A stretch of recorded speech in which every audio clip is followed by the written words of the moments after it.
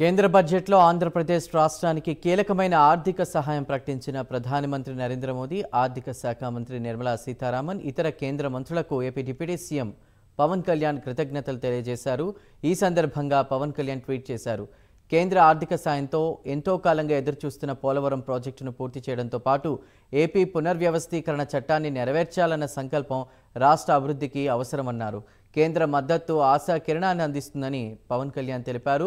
ఆంధ్రప్రదేశ్ పురోగతి వైపు గణనీయమైన ఎత్తుకు దూసుకుపోతుందని వెల్లడించారు. రాజధాని కోసం తమ ఆవశ్యకతను గుర్తించడంలో, పారిశ్రామిక వృద్ధిని పెంచడంలో, వెనుకబడిన ప్రాంతాలకు సహాయం చేయడంలో కేంద్ర మద్దతు అభినందనీయమని కొనియాడారు. ఏపీ అభివృద్ధికి సహకరిస్తున్న ప్రధాని మోదీ, ఆర్థిక మంత్రి నిర్మలా సీతారామన్, కేంద్ర మంత్రులకు ఈ సందర్భంగా పవన్ కళ్యాణ్ కృతజ్ఞతలు తెలియజేశారు.